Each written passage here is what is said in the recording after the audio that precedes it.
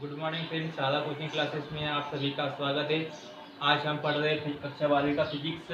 आज हमारा दूसरा भाग है। पहले भाग में हमने पढ़ा था आवेश के बारे में, तो आज भी हम सेकंड पार्ट लेके आए हैं। आवेश के बारे में कुछ चीज़ें आपको बताएंगे। तो देखिए आप, आवेश होता क्या है, आवेश किस प्रकार से कार्य करता है। तो देखिए, हमने लास्ट लेक्चर में पढ़ा था, हमारा चल रहा है यूनिट नंबर फर्स्ट, क्या है, इलेक्ट्रोस्टैटिक्स। यूनिट नंबर जो पहला है हमारे पास में वो है इलेक्ट्रोस्टैटिक्स। इसमें हम पढ़ रहे हैं पहला अध्याय, चैप्टर फर्स्ट पढ़ रहे हैं, वो है हमारे पास में विद्युत आवेश एवं क्षेत्र। इंग्लिश में कहते हैं इलेक्ट्रिकल चार्ज एंड फील्ड। ठीक है, हमने इसमें पढ़ा था आवेश। आवेश होता क्या है हमने आपको बता दिया है कि हमने पढ़ा था आवेश की संकल्पना। तो आवेश की जो संकल्पना है, कॉन्सेप्ट ऑफ द चार्ज है, वह इलेक्ट्रॉन के आधार पर दी जाती है। इलेक्ट्रॉन के आधार पर दी जाती है। इसमें हमने 2 पॉइंट पढ़ा था। पहला पॉइंट धनात्मक किसे कहते हैं और ऋणात्मक किसे कहते हैं ना, आपको बताया था मैंने, सोडियम के लिए और क्लोरीन के लिए। तो जिसको देखना है वो अपना पुराना वीडियो देख रहा है ना। अभी हम पढ़ रहे हैं आवेश के प्रकार। क्या पढ़ रहे हैं? आवेश के प्रकार। देखो, आवेश के प्रकार, आवेश 2 प्रकार के होते हैं। आवेश जो है 2 प्रकार के होते हैं। नंबर 1 होता है धनात्मक, मतलब प्लस, है ना। धनात्मक प्लस कब होगा? जब इलेक्ट्रॉन की संख्या में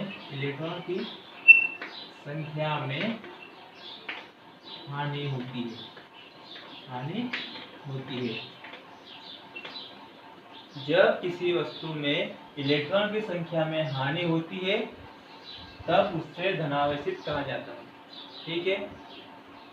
सेकंड होता है ऋणात्मक, मतलब माइनस, नेगेटिव, है ना। इलेक्ट्रॉन की संख्या में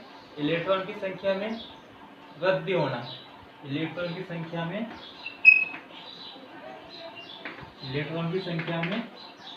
वृद्धि होना क्या कहलाएगा? ऋणात्मक, मतलब नेगेटिव चार्ज। कहने का मतलब है कि जो तत्व इलेक्ट्रॉन को देता है, देने से क्या होता है? इलेक्ट्रॉन की संख्या में हानि होती है। मतलब कि इलेक्ट्रॉन देने वाले पर होता है प्लस चार्ज। क्लियर? फिर हमने देखा ऋणात्मक क्या होता है? इलेक्ट्रॉन की संख्या में वृद्धि। तो इलेक्ट्रॉन की संख्या में वृद्धि कब होगी? जब वह इलेक्ट्रॉन का ग्रहण करेगा, किसी से इलेक्ट्रॉन लेगा, तब क्या होता है? उस पर इलेक्ट्रॉन की संख्या में वृद्धि होगी। क्लियर? जो इलेक्ट्रॉन ग्रहण करता है उस पर चार्ज आता है माइनस। क्या चार्ज आता है? माइनस। तो इसमें आया धनात्मक चार्ज क्या होता है? इलेक्ट्रॉन को देने वाले पर होता है धनात्मक चार्ज, इलेक्ट्रॉन को लेने वाले पर होता है ऋणात्मक चार्ज। हमने इसका लास्ट लेक्चर में पढ़ा है ना। तो देखो, अभी मैं आपको कोई एग्जांपल बताता हूँ, ध्यान देना, है ना। आवेश के बारे में, आवेश किस प्रकार से उत्पन्न होता है, थोड़ा सा हम देखते हैं उसको एग्जांपल के थ्रू से। हमने बहुत सारे एक्सपेरिमेंट किए हैं, कुछ एक्सपेरिमेंट है हमारे पास में। देखो, जानिए, हमने क्या किया था कि बचपन में हम कंघी को अपने सूखे बालों में करते थे, है ना। अपने सूखे बालों में हम कंघी करते थे। उस कंघी को यदि हम कागज के छोटे टुकड़ों के पास ले जाते थे, तब क्या होता था कि कागज के टुकड़े कंघी की ओर आकर्षित होता था। तो ऐसा क्यों होता था? अब हम इसके लिए कोई एग्जांपल करते, तो देखिए। एग्जांपल के लिए मानते हैं हम एक ग्लास की रोड लेता हूँ, मतलब कांच की छड़ प्लस करता हूँ सिल्क मतलब कपड़ा, है ना। एक और है हमारे पास में ग्लास की रोड मतलब कांच की छड़, साथ में क्या है सिल्क है ना। दूसरी ओर plastic, plastic road plus silk है ना। दूसरी ओर क्या हमारे पास प्लास्टिक है और क्या है सिल्क है। तो देखो आप है ना, मैंने क्या किया, मैंने किया कांच की छड़ और कपड़े को मैंने आपस में रगड़ा, कांच की छड़ और कपड़े को मैंने आपस में घिसा है ना। घिसने के बाद में मैं उसे कागज के छोटे छोटे टुकड़ों के पास ले गया। तो जानिए पहले क्या किया मैंने, जीवन क्या है मेरे पास ग्लास की रोड प्लस सिल्क मतलब कपड़ा, इन दोनों को आपस में घिसा मतलब क्रिया करवाया। क्रिया करवाने के बाद में जो मुझे रोड मिली है ना, ये वाली रोड क्या मेरे पास है ग्लास की रोड है। क्रिया करवाने के बाद इसे मैं कागज के छोटे टुकड़ों के पास ले गया। अब इस स्थिति में क्या होता है कि कागज के जो छोटे टुकड़े हैं इसकी ओर आकर्षित होते हैं है ना। इस सेकंड इसमें भी क्या किया है मैंने, यहाँ पर G2 प्लस सिल्क, फिर से वही रिएक्शन करवाया, उसी क्रिया करवाई मैंने, फिर से वही करवाया। और उसके बाद में जो छड़ है मेरे पास ग्लास की जो छड़ है मतलब कांच की जो छड़ है उसे मैं छोटे टुकड़ों के पास लेके किसके कागज के है ना, इसको फिर से पास ले गया। तो क्या होता है जो टुकड़े हैं इसकी ओर आकर्षित होते हैं। फिर देखो उसी प्रकार से सेकंड में करवाया मैंने, सेकंड स्टेप में किया हमने क्या किया कि प्लास्टिक की रोड, अभी ग्लास तो हो गया, दो एक्सपेरिमेंट कर लिया हमने। अब मैंने किया प्लास्टिक रोड और सिल्क को। जब मैंने P1 प्लस सिल्क मतलब प्लास्टिक की रोड को और सिल्क को आपस में घिसा मतलब क्रिया करवाया। क्रिया करवाने के बाद में मैं उसे कागज के छोटे टुकड़ों के पास ले गए, तब वहां पर भी क्या हुआ कागज के छोटे टुकड़े इससे आकर्षित होते हैं। तो हमने उसी प्रकार से सेकंड वाला किया P2 के लिए प्लस सिल्क। यहाँ पर भी क्या हुआ करवाने के बाद में हम उसे कागज के छोटे टुकड़ों के पास ले गए। तो इस कंडीशन में भी क्या होता है टुकड़े इसकी ओर आकर्षित होते हैं। ये समझ में आया? ठीक है।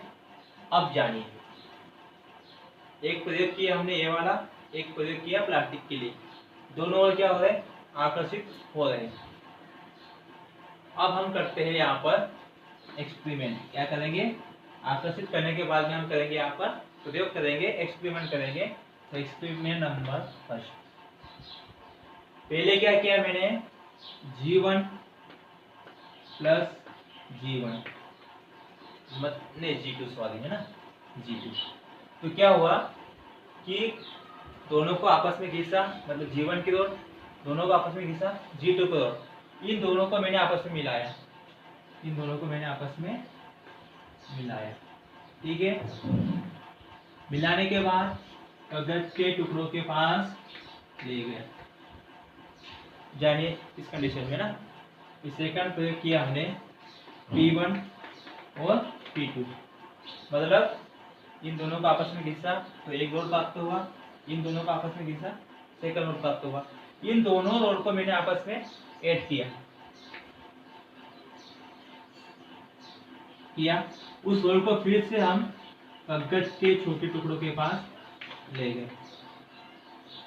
ठीक है, फिर तीसरी जो प्रयोग किया हमने पाया, फिर हमने क्या किया G1 प्लस P1 क्या किया ग्लास की रोड और प्लास्टिक की रोड मतलब ये वाली छड़ और ये वाली छड़ को आपस में मिलाया, उससे फिर से हमने कागज के छोटे टुकड़ों के पास ले गए।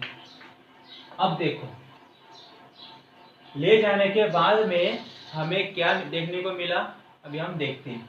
जब मैं G1 प्लस G2 को कागज के छोटे टुकड़ों के पास ले गया तो यहाँ पर क्या होता है जो कागज के टुकड़े हैं वो बहुत ज्यादा मात्रा में क्या होते हैं आकर्षित होते हैं। इसकी तुलना में इन दोनों की तुलना में यह बहुत ज्यादा आकर्षित होते हैं मतलब बहुत ज्यादा खींचे जाते हैं ना। फिर हमने P1 और P2 को ले गए, तब यहाँ पर भी क्या हुआ बहुत ज्यादा मात्रा में क्या होता है कागज के टुकड़े आकर्षित होते हैं, इससे इसकी ओर आकर्षित होते हैं। लेकिन जब मैंने G1 और P1 को आपस में मिलाया तो उसके कागज के टुकड़े के पास ले गए तो यहाँ पर कोई टुकड़ा आकर्षित नहीं होता। ऐसा क्यों? रीजन क्या है हम जानेंगे। तो आप देखो, हम आपको रीजन बताते हैं। हम जानते हैं कि जो ग्लास की रॉड होती है जब उसको हम सिल्क के साथ रगड़ेंगे तो इस पर एक प्लस चार्ज आता है। इस रोड पर क्या आएगा? एक प्लस चार्ज आएगा।